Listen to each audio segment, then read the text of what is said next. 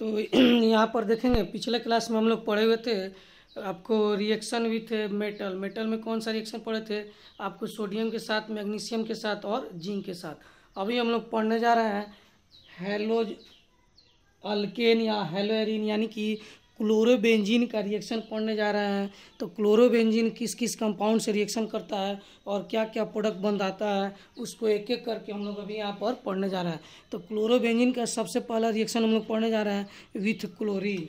तो आते हैं एक नंबर में हम लोग पढ़ते हैं यहाँ पर विथ क्लोरीन। क्लोरीन के साथ क्लोरोबेंजीन का रिएक्शन। तो यहाँ पर देखेंगे क्लोरीन के साथ क्लोरोबेंजीन का जो रिएक्शन है तो यहाँ पर लिखते हैं क्लोरोबेंजीन। क्लोरोबेंजीन अभी अब क्लोरोबेंजीन रिएक्शन करता है क्लोरीन के साथ किसके उपस्थिति में? तो यहाँ पर एनहाइड्रस FeCl3 लेते हैं। एनहाइड्रस FeCl3 यानी कि फेरिक क्लोराइड है। एनहाइड्राइड का मतलब होता है शुष्क यानी कि सूखा फेरिक क्लोराइड। तो इसके साथ जब रिएक्शन कराते हैं तो यहाँ पर देखिए क्या प्रोडक्ट बनता है। आपको प्रोडक्ट बनता है Cl, यहाँ पर बेंजीन और एक कोलिन यहाँ जुड़ जाता है, इसको कहते हैं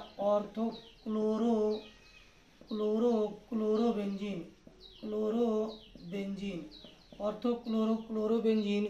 और दूसरा आपको यहाँ पर एक कोलिन आकर जुड़ जाता है इस कंपाउंड में, यहाँ पर एक कोलिन जुड़ गया और एक कोलिन यहाँ, तो इसको कहते हैं पारा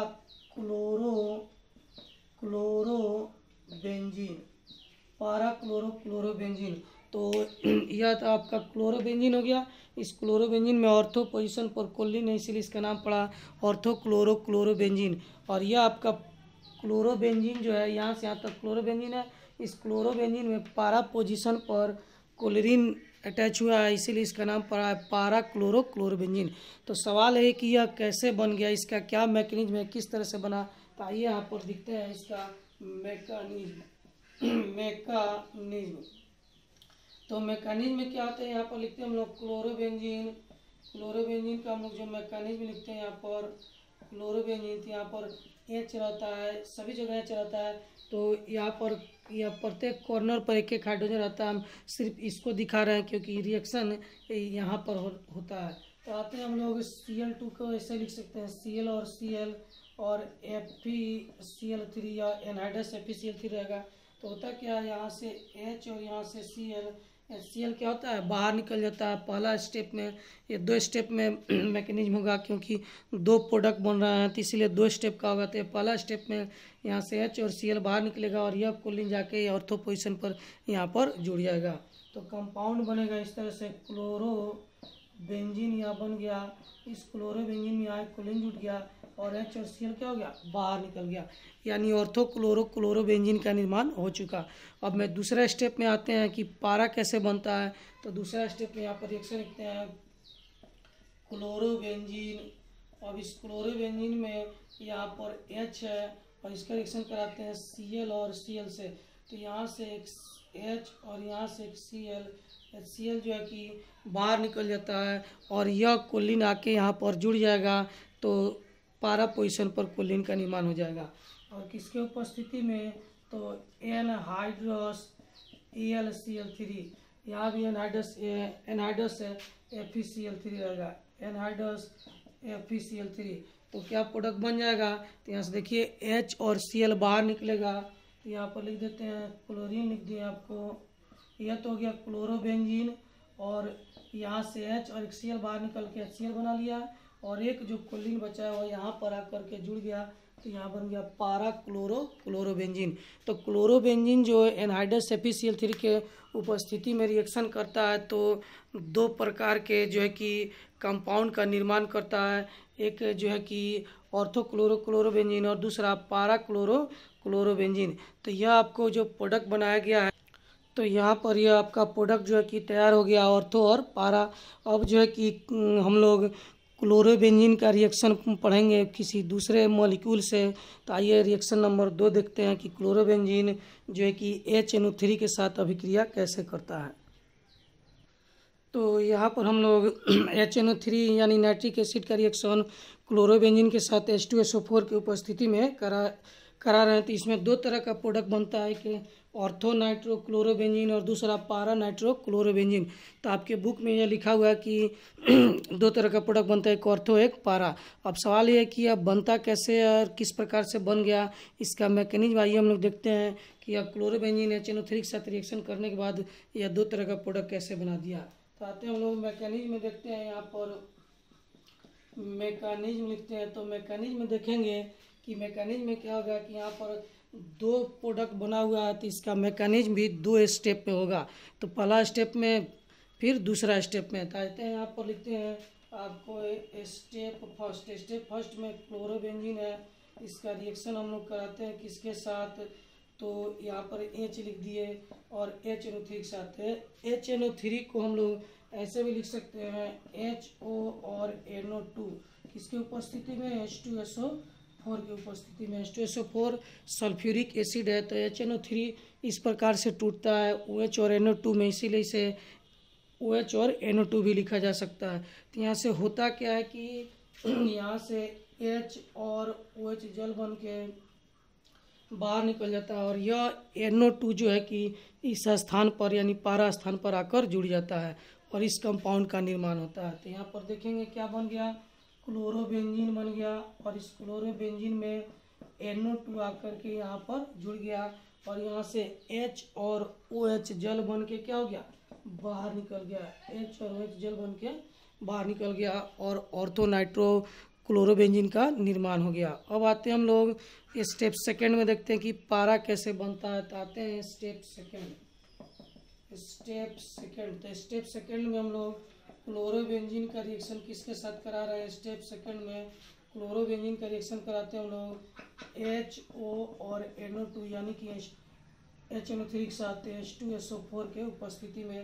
तो यहाँ से H और यहाँ से OH जल बन के क्या होता है, बाहर निकल जाता है और इस स्थान पर NO2 आकर के जुड़ जाता है, तो प्रोडक्ट बन जाता है पारा नाइट्रो क्लोरोबेंजीन। तो यहाँ पर देखेंगे यह कैसे बन गया, तो क्लोरीन और बेंजीन लिख दिए और इस यहाँ पर जो है कि NO2 आकर जुड़ गया और H और OH जल बन के बाहर निकल गया। तो दो स्टेप में रिएक्शन हुआ, एक स्टेप में ऑर्थो नाइट्रो क्लोरोबेंजीन बना और दूसरा स्टेप में पारा नाइट्रो क्लोरोबेंजीन का निर्माण हुआ। तो क्लोरोबेंजीन जब भी नाइट्रिक एसिड के साथ अभिक्रिया करता है H2SO4 की उपस्थिति में, तो ऑर्थो और पारा नाइट्रो कंपाउंड का निर्माण होता है। कैसे निर्माण होता है, यहाँ पर आपको मैकेनिज्म लिख दिया गया है। तो अब आते हैं हम लोग फिर दूसरा रिएक्शन है H2SO4 के साथ। इस तो H2SO4 के साथ रिएक्शन करने से पहले जरा हम लोग समझ लेते हैं कि अभी तक ऑर्थो और पारा कंपाउंड ही बन रहा है, मेटा क्यों नहीं बन रहा है। कंपाउंड जो है कि ऑर्थो पर जुट रहा है, फिर जो है कि पारा पर जुट रहा है, लेकिन मेटा पर क्यों नहीं जुट रहा है, जबकि यहाँ पर सभी जो है कि यह कार्बन यह और यह सभी कार्बन खाली हैं।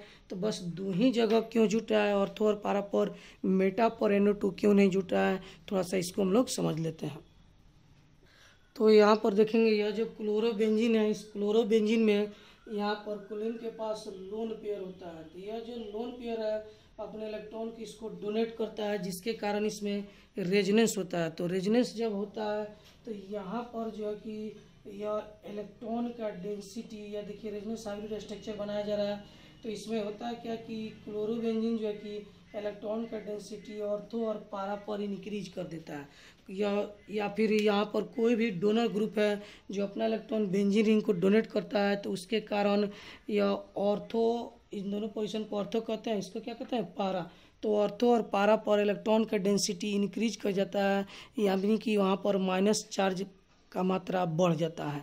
फिर आपको HNO3 टूटता है तो क्या होता है, यहाँ पर HNO3 जो टूटता है, HNO3 ये कैसे टूटता है, तो आपको बताए थे HNO ये ऐसे NO2 में रहता है, तो ये ऐसे टूटता है तो क्या बन जाता है HO माइनस और NO2 प्लस। तो यह जो आपका NO2 पर पॉजिटिव चार्ज है, यह क्लोरोबेंजीन में कहाँ जुटेगा, तो यह प्लस कहाँ जुटेगा, माइनस के पास। तो जहाँ जहाँ माइनस है वहाँ पर यह प्लस जाकर जुड़ता है। तो माइनस कहाँ है, ऑर्थो पर और पारा पर। यह भी ऑर्थो है, तो जो है कि इसमें दो ऑर्थो है और एक पारा है, तो या तो यहाँ जुटे नहीं तो यहाँ जुटे, बात सेम ही होगा। तो यह कहाँ जाकर जुटेगा, ऑर्थो और पारा पर। क्यों ऑर्थो पारा पर अटैक करता है, तो वहाँ पर पहले से नेगेटिव चार्ज अधिक है और इस पर क्या है, पॉजिटिव चार्ज है, इसीलिए यह ऑर्थो और पारा पर जाकर जुड़ता है। तो यहाँ पर पहले से हाइड्रोजन होता है, उस हाइड्रोजन को OH लेकर जल बनाकर बाहर चला जाता है, तो वह जगह खाली होता है, तो फिर उस जगह पर NO2 जाकर के जुड़ जाता है। तो NO2 एक प्रकार का यह इलेक्ट्रोफाइल है, इलेक्ट्रोफाइल। तो इलेक्ट्रोफाइल जो है कि कहाँ पर अटैक करता है, तो इलेक्ट्रोफाइल वहाँ पर अटैक करेगा जहाँ पर इलेक्ट्रॉन का डेंसिटी अधिक है। तो इलेक्ट्रॉन का डेंसिटी कहाँ पर अधिक होता है, तो डोनर ग्रुप के कारण इलेक्ट्रॉन का डेंसिटी ऑर्थो और पारा पर अधिक होता है, इसीलिए इलेक्ट्रोफाइल यानी जिस पर प्लस चार्ज होता है वह उस जगह पर अटैक करता है जहाँ पर इलेक्ट्रॉन का डेंसिटी अधिक होता है, यानी कि ऑर्थो और पारा पर। इसीलिए इसमें सिर्फ ऑर्थो और पारा कंपाउंड का ही निर्माण होता है। अब आइए हम लोग इसके बाद दूसरा रिएक्शन पढ़ने जा रहे हैं, क्लोरोबेंजीन का रिएक्शन H2SO4 के साथ। तो यहाँ पर देखेंगे कि क्लोरोबेंजीन का रिएक्शन हम लोग H2SO4 के साथ कराते हैं तो दो तरह का कंपाउंड बन रहा है, एक 2-क्लोरोसल्फेनिक एसिड और दूसरा 4-क्लोरोसल्फेनिक एसिड। तो यह 2-क्लोरोसल्फेनिक एसिड कैसे हो गया, तो देखिए इसमें दोनों फंक्शनल ग्रुप में सीनियर सल्फोनिक एसिड है, तो इसलिए काउंटिंग यहाँ से होगा 1 2 3 4 5 6। तो यह दूसरा स्थान पर कोलिन है, इसीलिए नाम पड़ा 2-क्लोरोसल्फोनिक एसिड। और इसमें काउंटिंग कहाँ से होगा, यहाँ से होगा 1 2 3 4। तो यह चौथा स्थान पर कोलिन है, इसीलिए इसका नाम पड़ा है 4-क्लोरोसल्फोनिक एसिड। तो दो तरह का कंपाउंड बना, 2-क्लोरोसल्फेनिक एसिड और 4-क्लोरोसल्फोनिक एसिड। तो यह जो है इसमें दो तरह का प्रोडक्ट बन रहा है, यानी इसका भी मैकेनिज्म जो है कि 2 स्टेप में होगा। और कैसे होगा या कैसे प्रोडक्ट बना, आइए इसको हम लोग देखते हैं। तो इसका मैकेनिज्म हम लोग लिखते हैं यहाँ पर मैकेनिज्म। तो मैकेनिज्म हम लोग देखेंगे या कि आपको पहला स्टेप का जो मैकेनिज्म है, इसमें क्लोरोबेंजीन का रिएक्शन हम लोग कराते हैं H2SO4 के साथ, H2SO4 के साथ। तो H2SO4 जो है कि कैसे टूटता है, यहाँ से HO और HSO3 में टूट जाता है। तो यहाँ का जो H है ऑर्थो पोजीशन पर, यह H और यह OH जल बन के बाहर निकल जाता है, यह H और यह OH जल बन के बाहर निकल जाता है और यह HSO3 जाके ऑर्थो पर जुड़ जाता है। तो यहाँ पर कंपाउंड बन गया क्लोरोबेंजीन में, यहाँ पर इस तरह से कंपाउंड बन गया है HSO3 और H और OH, यानी कि H2O क्या हो गया, बाहर निकल गया। तो यह बन गया आपको 2-क्लोरोसल्फोनिक एसिड। तो यहाँ पर यह ऑर्थो पर क्यों अटैक किया, तभी आपको बता चुके हैं कि ऑर्थो और पारा पर इलेक्ट्रॉन की डेंसिटी अधिक होता है, इसीलिए यह ऑर्थो और पारा पर अटैक करता है। तो वहाँ पर पहले से हाइड्रोजन है, तो उस हाइड्रोजन को OH लेके बाहर निकल जाता है और फिर जगह खाली होता है तो HSO3 जाकर वहाँ पर जुड़ जाता है। तो आइए इसका दूसरा स्टेप का मैकेनिज्म देखते हैं। तो दूसरा स्टेप में आपको यहाँ पर लिखते हैं क्लोरोबेंजीन, और क्लोरोबेंजीन का रिएक्शन कराते हैं हम लोग H2SO4 से। तो H2SO4 को ऐसे भी लिखा सकते हैं HO और HSO3 से। तो ये जो टूटता है तो ये बनाता है आपको HO माइनस और HSO3 यहाँ पर प्लस बनाता है। तो होता क्या कि यहाँ पर H है और यहाँ पर OH है, तो यह जो है कि जल बन के बाहर निकल जाता है। यहाँ से बनाने दीजिए, यहाँ पर H और यहाँ से OH जल बन के क्या होता है, बाहर निकल जाता है और यह जो जगह खाली होता है उस जगह पर HSO3 जाकर जुड़ जाता है, तो कंपाउंड का निर्माण हो जाता है 4-क्लोरोसल्फोनिक एसिड। तो आइए अब देखते हैं 4-क्लोरोसल्फोनिक एसिड कैसे बनता है।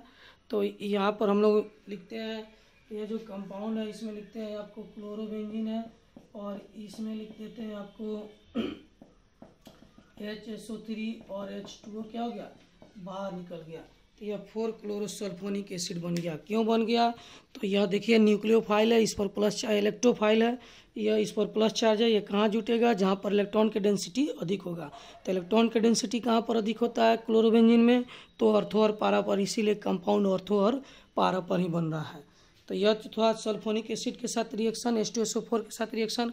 अब हम लोग अगला एक इम्पोर्टेंट रिएक्शन पढ़ने जा रहे हैं, क्लोरोबेंजीन का फ्रीडल क्राफ्ट रिएक्शन। तो आइए इसको देखते हैं हम लोग। तो यहाँ पर हम लोग देखेंगे, हम लोग अभी पढ़ने जा रहे हैं फ्रीडल क्राफ्ट रिएक्शन। तो यह फ्रीडल क्राफ्ट रिएक्शन क्या होता है, ध्यान से देखेंगे। तो फ्रीडल क्राफ्ट रिएक्शन क्या है कि फ्रीडल और क्राफ्ट जो है कि के द्वारा यह दिया गया रिएक्शन है। इस रिएक्शन में होता क्या है कि यह रिएक्शन में आपको ऑर्थो और पारा कंपाउंड का निर्माण होता है। तो यह इसमें ध्यान देने वाला बात है कि इसमें रिएजेंट कौन सा होता है। तो इसमें रिएजेंट होता है एनहाइड्रस AlCl3। कौन सा रिएजेंट होता है? Anhydrous AlCl3। और कौन सा कंपाउंड बनता है? तो ऑर्थो और पारा कंपाउंड का निर्माण होता है। तो यह रिएक्शन जो है कि फ्रीडल क्राफ्ट रिएक्शन दो प्रकार का होता है, फ्रीडल क्राफ्ट अल्काइलेशन और फ्रीडल क्राफ्ट एसाइलेशन।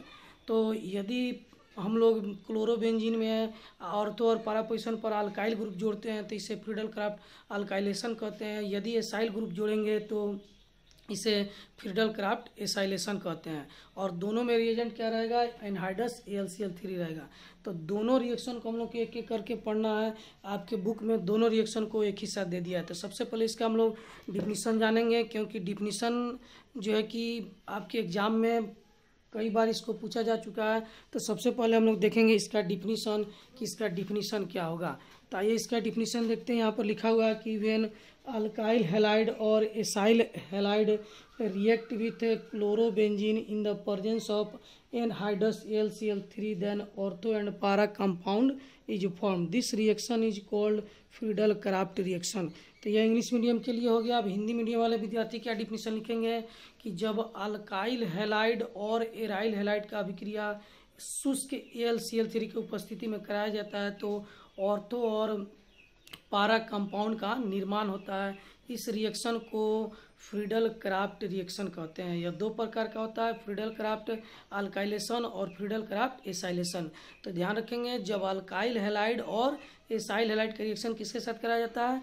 क्लोरोबेंजीन के साथ कराया जाता है। तो दो तरह का प्रोडक्ट का निर्माण होता है, एक ऑर्थो और दूसरा पारा। तो यदि रिएक्शन अल्काइल हैलाइड के साथ कराते हैं तो उस रिएक्शन को अल्काइलेशन कहते हैं। यदि रिएक्शन क्लोरोबेंजीन का एसाइल हैलाइड के साथ कराते हैं तो उस रिएक्शन को क्या कहते हैं? फ्रीडल क्राफ्ट एसाइलेशन कहते हैं।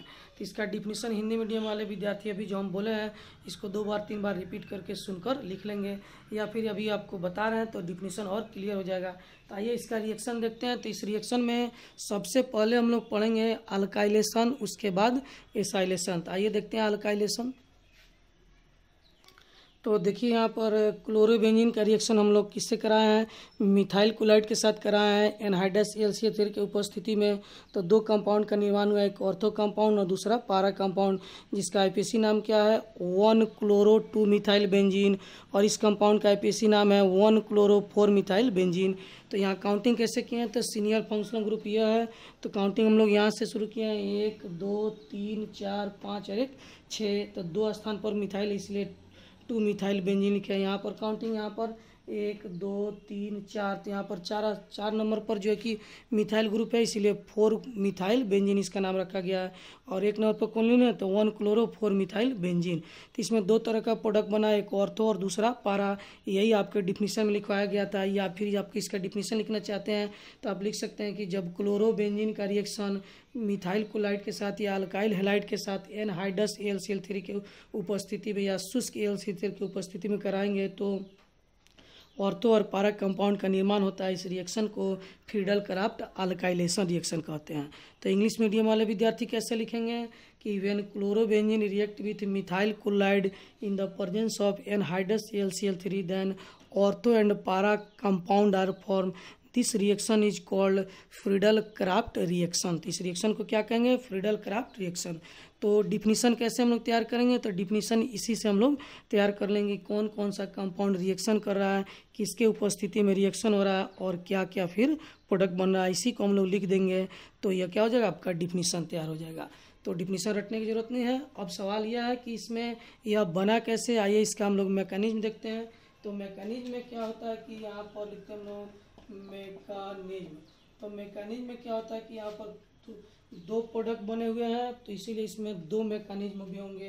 तो स्टेप फर्स्ट आते हैं। स्टेप फर्स्ट इसमें क्लोरोबेंजीन का रिएक्शन हम लोग किसके साथ कराते हैं? तो क्लोरोबेंजीन का रिएक्शन कराते हैं Cl और CH3 के साथ, किसके उपस्थिति में?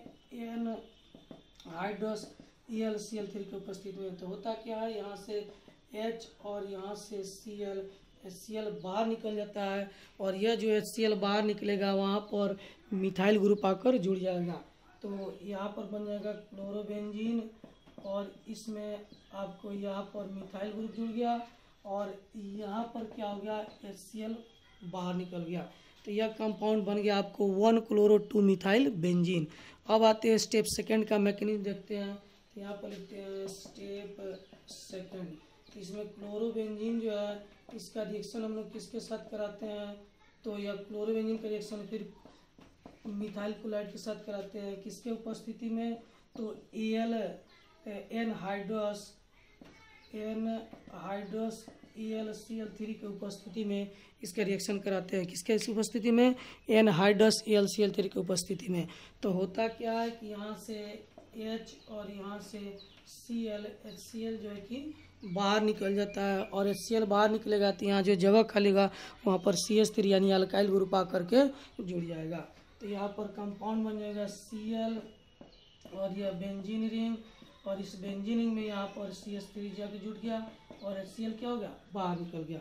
तो आप देख चुके हैं कि इसमें दो तरह का प्रोडक्ट बनता है, एक ऑर्थो एक पारा। ऑर्थो पारा क्यों बनता है तो आपको बताया जा चुका है कि रेजोनेंस के कारण जो है कि क्लोरोबेंजीन में इलेक्ट्रॉन का डेंसिटी कहाँ बढ़ जाएगा, तो इलेक्ट्रॉन का डेंसिटी ऑर्थो और पारा पोजीशन पर बढ़ जाएगा।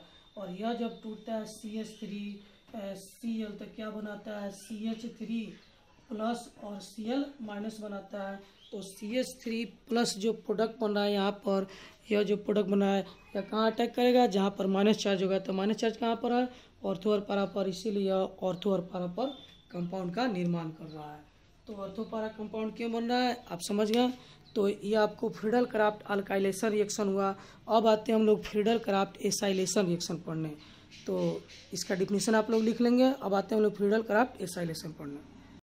तो देखिए यहाँ पर हम लोग शुरू कर रहे हैं फ्रीडल क्राफ्ट एसाइलेशन। तो एसाइलेशन क्या होता है, जब क्लोरोबेंजीन का रिएक्शन एसाइल ग्रुप के साथ एनहाइड्रस AlCl3 की उपस्थिति में कराते हैं तो दो तरह का प्रोडक्ट का निर्माण होता है, एक ऑर्थो एसाइल क्लोरोबेंजीन और दूसरा पारा एसाइल क्लोरोबेंजीन। इस रिएक्शन को फ्रीडल क्राफ्ट एसाइलेशन रिएक्शन कहते हैं।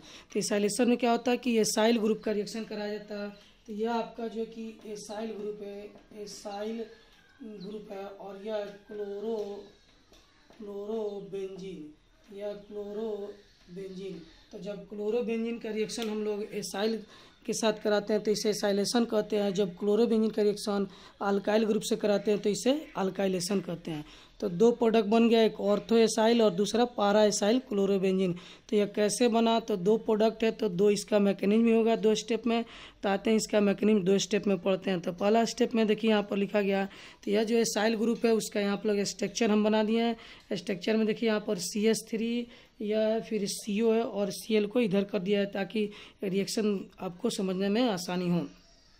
तो यहाँ से क्या होता है कि ऑर्थो पोजीशन का H और Cl बाहर निकल जाता है और यहाँ जो जगह खाली है तो वहाँ पर यह एसाइल ग्रुप आकर जुड़कर यह प्रोडक्ट का निर्माण कर देता है। तो यह बन गया आपको ऑर्थो एसाइल क्लोरोबेंजीन। अब आते हैं हम लोग पारा एसाइल क्लोरोबेंजीन पढ़ने, यानी दूसरा स्टेप का मैकेनिज्म। तो इसमें होता क्या है कि आपको स्टेप फर्स्ट और यहाँ लिख देते हैं स्टेप सेकेंड।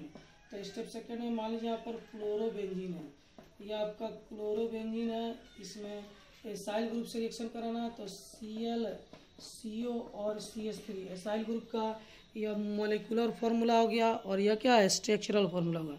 तो इसमें होता क्या है कि यहाँ से H और यहाँ से HCl जो है कि बाहर निकल जाते हैं।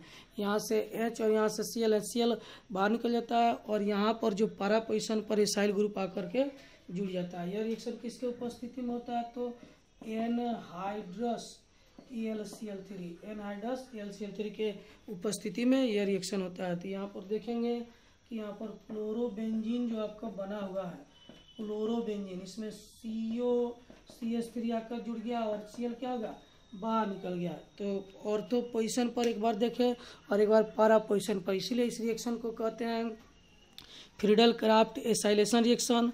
इसमें एसाइल ग्रुप जुड़ता है और ऑर्थो और पारा कंपाउंड का निर्माण करता है। तो आप देख लें कि फ्रीडल क्राफ्ट रिएक्शन किसे कहते हैं। तो फ्रीडल क्राफ्ट रिएक्शन दो प्रकार का होता है, एक अल्काइलेशन और दूसरा एसाइलेशन। तो अल्काइलेशन अभी तुरंत हम लोग पढ़ चुके हैं और अभी क्या पढ़ रहे हैं, एसाइलेशन।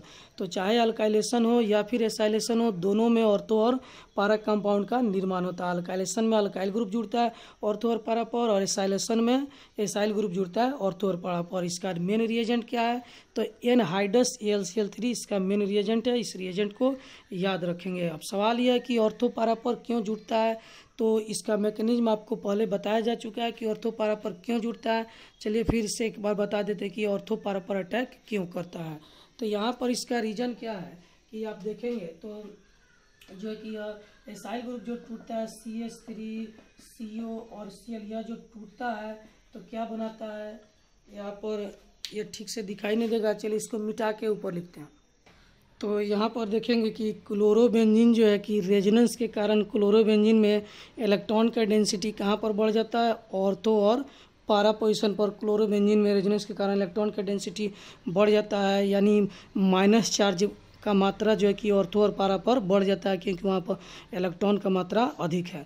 तो इलेक्ट्रॉन पर कैसा चार्ज होता है, माइनस चार्ज। तो इलेक्ट्रॉन कहाँ पर ज़्यादा है, ऑर्थो और पारा पर, इसीलिए ऑर्थो और पारा पर नेगेटिव चार्ज का डेंसिटी अधिक हो गया। क्यों हो गया, तो रेजोनेंस के कारण। और यह टूटता है तो देखिए यहाँ पर कार्बन से अधिक इलेक्ट्रॉन नेगेटिविटी यानी विद्युत ऋणात्मकता हैलोजन का होता है। तो हैलोजन इलेक्ट्रॉन को अपनी तरफ आकर्षित करता है, जिससे यह बॉन्ड टूट जाता है। तो कार्बन पर प्लस चार्ज और हैलोजन पर माइनस चार्ज डेवलप कर जाता है। अब इस पर जो प्लस चार्ज डेवलप किया यह कहाँ जुटेगा, जहाँ पर माइनस होगा। तो माइनस कहाँ पर है, तो आप देख रहे हैं माइनस ऑर्थो और पारा पर है, इसीलिए यह ऑर्थो और पारा पर अटैक करता है। तो यह एक प्रकार का इलेक्ट्रोफाइल है, क्योंकि यह इलेक्ट्रॉन का डेंसिटी जहाँ पर अधिक है उससे जुड़ने की कोशिश करता है, इसीलिए इसको क्या कह सकते हैं, इलेक्ट्रोफाइल भी कहा जा सकता है। तो यह आपका फ्रीडल क्राफ्ट अल्काइलेशन और एसाइलेशन रिएक्शन था। यह आपका जो कि टॉपिक का इस चैप्टर का जितना इंपॉर्टेंट रिएक्शन है वह सब समाप्त हो चुका। अब मात्र एक टॉपिक आपका बचा है, important compound of halogen and it's use, यानी हैलोजन के कुछ महत्वपूर्ण कंपाउंड और उनके यूज के बारे में, उपयोग के बारे में हम लोग को पढ़ना है। यह चैप्टर हम लोग का अब समाप्त हो गया था। आप लोग इसको अच्छे तरह से पढ़िए और इसके पर जो आधारित क्वेश्चन है बुक में है उसको बनाइए। नहीं बनता है तो उसको आप डेरा पर मेरे आकर के पूछ सकते हैं। आपको पहले घर पर बनाइए, घर पर नहीं बनेगा अगर उस तो आप डेरा पर आकर के पूछ सकते हैं। पूछने का समय आप फ़ोन से पूछ लीजिएगा, या सुबह में ही आपको बुलाया जाएगा। तो प्रॉब्लम बनाइए, जो भी दिक्कत हो उसको फ़ोन से पहले सॉल्व कीजिए। फ़ोन से नहीं सॉल्व होता है तो फिर आप हमसे आकर के डेरा पर पूछ सकते हैं। तो अगर हल्का फुल्का हो तो फ़ोन से ही पूछ लीजिएगा, अगर ज़्यादा है डीप है नहीं समझ में आ रहा तो डेरा पर सुबह में आके आप लोग पूछ सकते हैं। यह आपका चैप्टर समाप्त हो गया। मात्र कल इसका यूज पढ़ाएंगे अगले वीडियो में। उसके बाद हम लोग शुरू करेंगे नया चैप्टर अल्कोहल, फिनॉल और ईथर। तो पढ़िए और जो भी दिक्कत हो आप हमसे फिर पूछिए।